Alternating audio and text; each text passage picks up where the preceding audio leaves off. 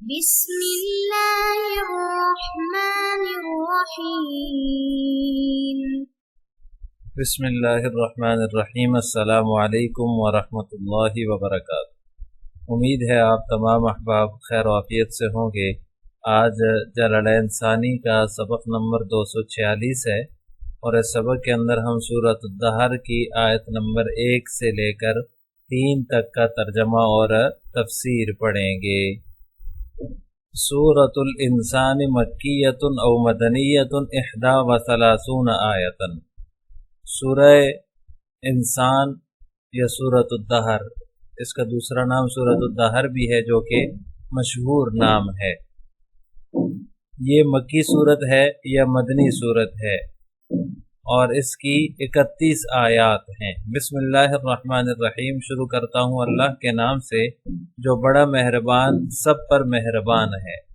هل اتی علی الانسان حین من الدہر لم یکن شیئا مذکورا۔ انسان پر کبھی ایسا وقت آیا ہے کہ نہیں جب وہ کوئی قابل ذکر چیز نہیں تھا۔ انا خلقنا الانسان من نطفۃ امشاج نبتلیہ فجعلناہ سمیعا بصیرا۔ ہم نے انسان کو ایک ملے جلے نطفے سے پیدا کیا تاکہ ہم اسے آزمائیں، پھر اسے ایسا بنایا فجعلناہ سمیعا بصیرا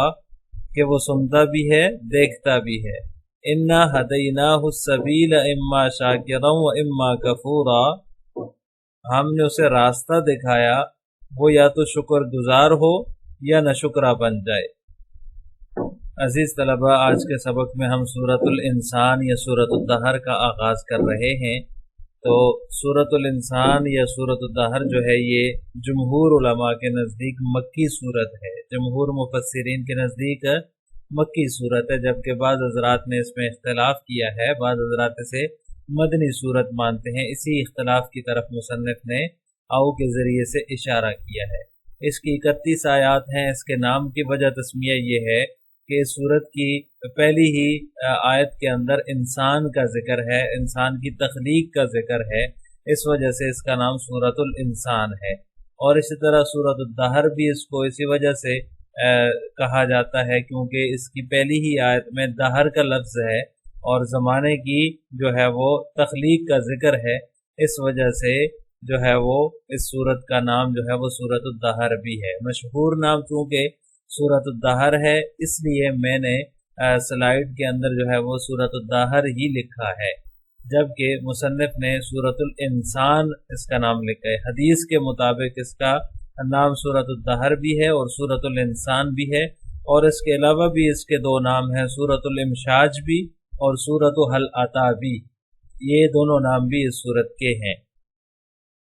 اس سورت کے اندر جو ہے وہ انسان کی تخلیق، جو نیک لوگ ہیں، ابرار لوگ ہیں، ان کے اوصاف اور جنت کی نعمتوں کا ذکر ہے۔ حضرت ابن عباس رضی اللہ تعالیٰ عنہما سے روایت ہے، رسول اللہ صلی اللہ علیہ وسلم جمعے کے دن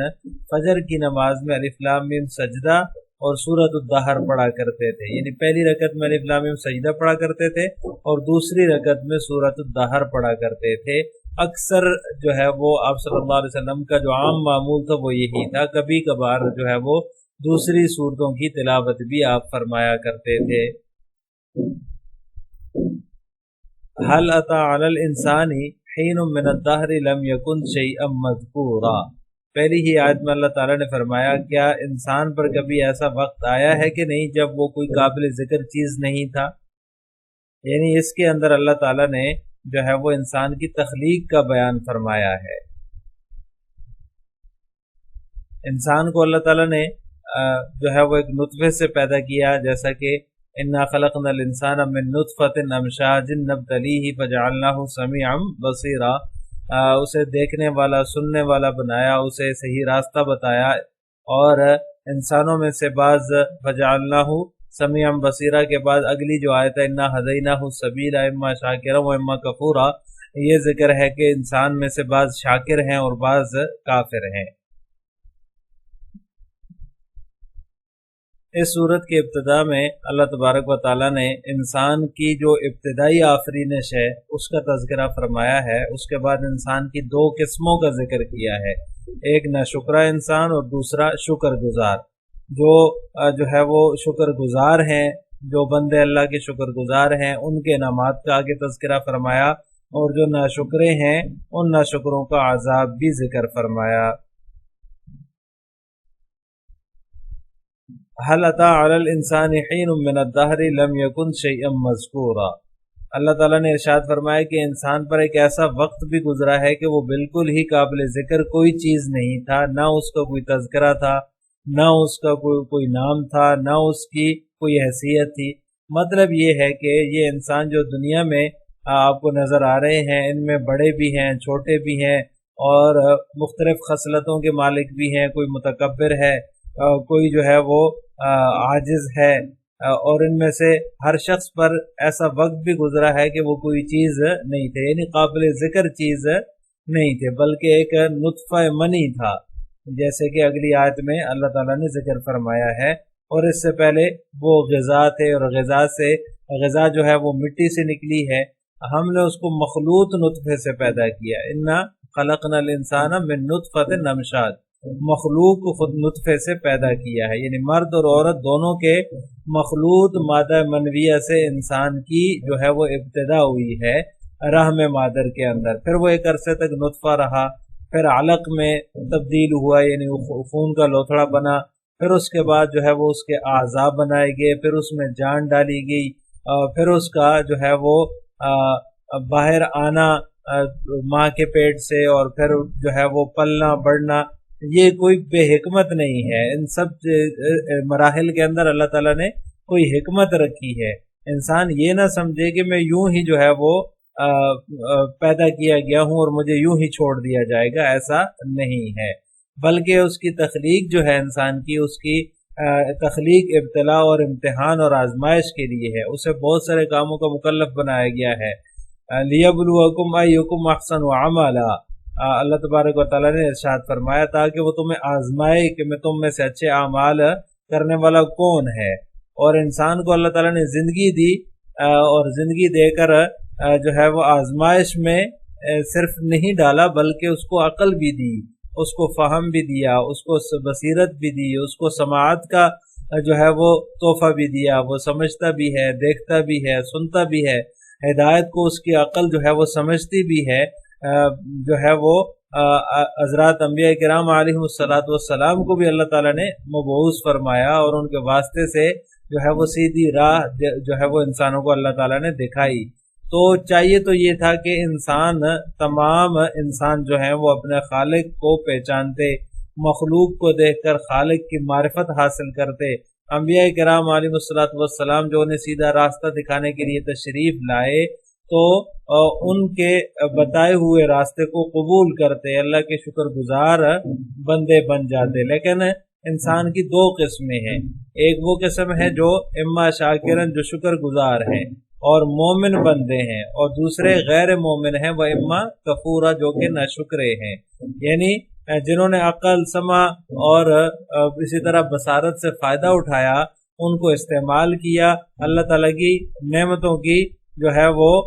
شکر گزاری میں انہیں صرف کیا، اور ایک گروہ وہ ہے جنہوں نے عقل اور بصیرت اور سماعت سے فائدہ نہیں اٹھایا، اور انہوں نے اللہ تعالیٰ کی نعمتوں کی ناشکری کی ہے۔ تو یہ اللہ تعالیٰ نے انسان کی دو قسمیں بنائی ہیں، یعنی ایک قسم وہ ہے جو اللہ تعالیٰ کی شکر گزار ہے، اللہ تعالیٰ کے انبیاء نے جو راستہ اس کو دکھایا اس کے اوپر چلنے والی ہے، اللہ تعالیٰ کے احکامات کی پیروی کرنے والی ہے۔ ملے جلے نطفے سے من نطفۃ امشاج، جو مخلوط نطفہ ہے اس سے انسان کی ابتدا ہوئی ہے، اور پھر تمام مراحل سے گزار کر اللہ تعالیٰ نے انسان کو جو شکل بنتی ہے، جو اللہ تعالیٰ نے اس کو زندگی دی ہے، جوانی دی ہے، پھر اس کے بعد بڑھاپا آئے گا، تو یہ سارا کچھ یوں ہی اللہ نے نہیں دیا ہے، بلکہ سمع، بصارت اور اسی طرح جو ہے وہ عقل و فہم بھی اللہ تعالیٰ نے اسی لیے دیا تاکہ وہ اس کا شکر گزار بندہ بنے، اس پر ایمان لائے۔ لیکن انسان کے اندر دو گروہ بن گئے، ایک وہ گروہ جو شکر گزار بنے، جس مقصد کے لیے اللہ تعالیٰ نے ان کو پیدا کیا اسی مقصد پہ چلے، اور دوسرا گروہ وہ جو ہے وہ اما کفورا، جو کہ ناشکرے بن گئے اور اللہ تعالیٰ کی ذات پر انہوں نے ایمان نہیں لایا، انبیاء کی بات نہیں مانی، اور وہ جو ہے وہ انہوں نے اپنے جو اللہ تعالیٰ نے ان کو سمع، بصارت اور عقل دی ہے اس سے انہوں نے کام نہیں لیا، تو وہ ناشکرے بن گئے اور اللہ تعالیٰ کی ذات پر ایمان نہیں لائے۔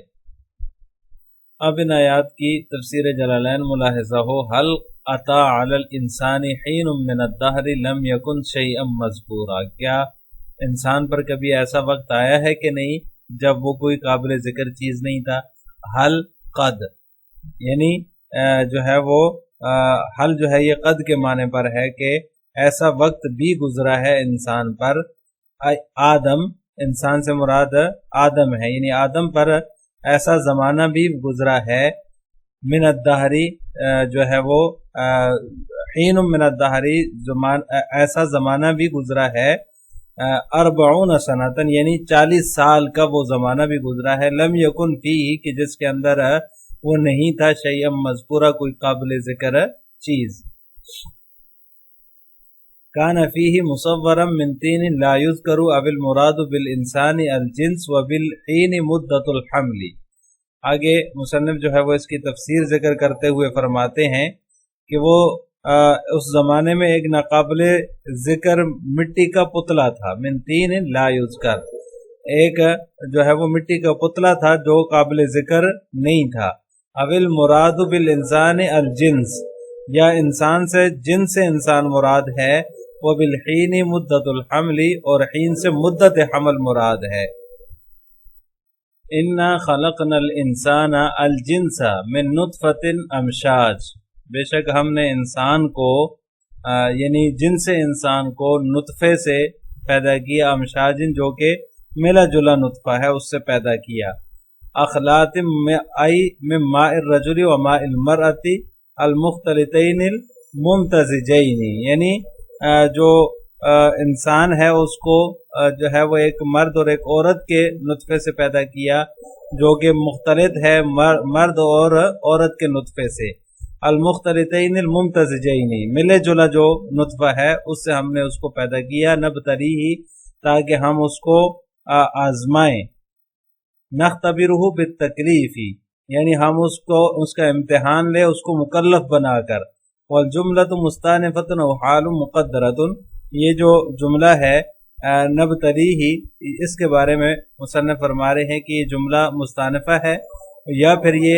حال مقدرہ ہے، یعنی دونوں صورتیں اس کی دونوں ترکیبیں ہو سکتی ہیں، ای مریدین ابتلاءہ حین تأہلہ،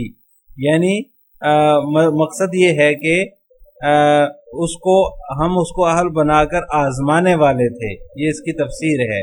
فجعلناہ بسبب ذالک، تو ہم نے انسان کو اسی وجہ سے، بسبب ذالک اسی وجہ سے بنایا، سمیعاً سننے والا، بصیراً دیکھنے والا،